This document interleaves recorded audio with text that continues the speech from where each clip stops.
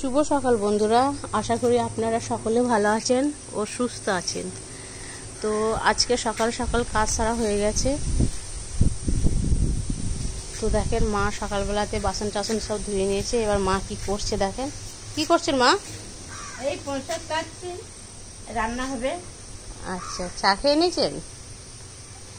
চা খাওয়া হয়ে গেছে? হ্যাঁ, কখন সকালে আমার কাজ করে চা খেয়ে আবার সবজি কাটতে বসি। আজকে কি রান্না হবে? আজকে দেখি কুমড়ো চিংড়ি হবে, মাছ ঝালদা হবে, ডাল হবে, এসব হবে। আচ্ছা, তো বন্ধুরা মা আজকে কি কি করছে দেখবেন। সেটা দেখার জন্য আপনারা আমাদের সঙ্গে থাকুন, ওর সাথে থাকুন। সারাদিন আমরা কি করছি। ঠিক আছে বন্ধুরা, আবার যাব পরের ভিডিওতে। আমি চান টান করে পুজো দিয়ে আমি এবার চা খেতে এসেছি। আগে থেকেই মা চা তৈরি করে রেখে দিয়েছে, আমি সেটা গরম করছি, চা খাবো। তো এদিকে মায়ের কিন্তু মুড়ি খাওয়ার তরকারি হয়ে গেছে। আর যে পুঁই শাকটা কাটছিল মা, সেটা একটু সিদ্ধ করে নিচ্ছি, রান্না করবে পুঁই দিয়ে, কুমড়ো দিয়ে, আলু দিয়ে, চিংড়ি মাছ দিয়ে করবে। সকাল সকালেই মা মুড়ি খাওয়ার জোগাড়টা করে নেয়। এরপর মুড়ি খাবো আমরা, মানে আগে চাটা খাবো। আমি চায়ের সাথে তো বন্ধুরা দেখেন আমি মুড়ির সাথে চা খাচ্ছি, বিস্কুট খাই না। তো বন্ধুরা চাটা খাওয়ার পরে আমি এখন ভাত বসিয়ে দিয়েছি। ভাতটা আমি ঘরেই বসিয়েছি, আমার মা বাইরে রান্নাটা করছে।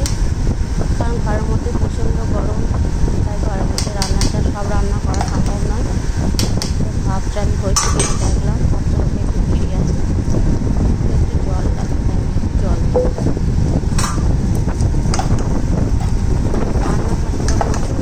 গরম পড়ে, একটা চাল রান্না করতে খুবই কষ্ট হয়।